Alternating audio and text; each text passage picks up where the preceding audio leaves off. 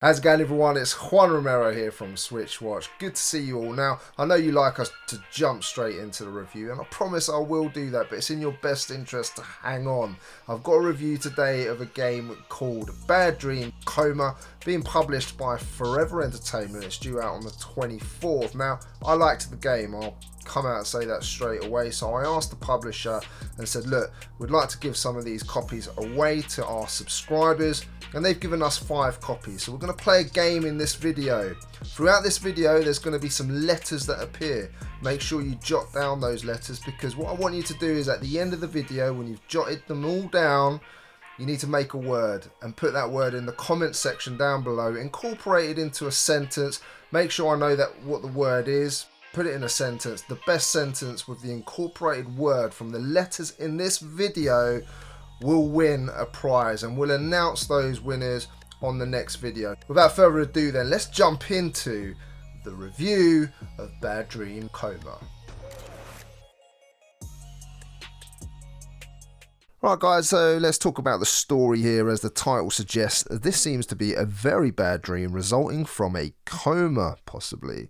Well, you will have to find that out, but let's just say that the clue is in the title. Now, it's a difficult game to review because quite a lot of the game is centered around you playing through that story, in which there are multiple endings. The goal is simply to get rid of the monsters in this nightmare so you can have a peaceful sleep. Let's just say that straight off the cuff, I ended up with the bad ending straight away on my first playthrough because I just could not help being a bad boy throughout. Honestly, it's just too tempting. Watch out for that first letter coming up on the video, guys, and jot that down. There'll be a few more throughout. Don't forget to jot them down so you can make a word in the comment section down below. Now, in terms of gameplay, this is a point and click horror game set in a first person perspective. You get to move around using a cursor, click on things, and you can quicken the cursor movement if you want to by holding one of the top trigger buttons. The game is split into chapters where you'll be able to figure out a number of puzzles before moving on to the next chapter. Decisions can be made in the game, but none of them are really that obvious in how they'll impact the rest of the game going forward and what ending you're going to get because of that. It's only when you really reach the end and you ask yourself the question of how you could have done things differently, which then gives you the motive to play through again. And that motive is quite strong because this game is compelling. Play again and you will discover new things.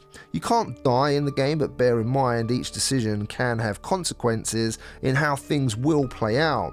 You can move to a few different areas simply by clicking on the arrows on the screen. Each chapter has a number of hand-drawn locations to check out, and it's in these locations where you'll be able to pick up items, speak to characters, and try and solve these mysteries. There's a feeling of real unease in this game, and I have to say I enjoyed every bit of it. With each new place there would be items to discover, and using my mind to figure out what I would need that crowbar for, or why on earth I'd need a nasty mushroom.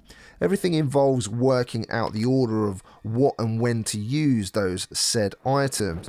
I only really got stuck, funnily enough, at the beginning when I thought that one of the early puzzles wasn't as logical as it could have been, but otherwise, you know, it is quite challenging, but it just feels just right, for me anyway.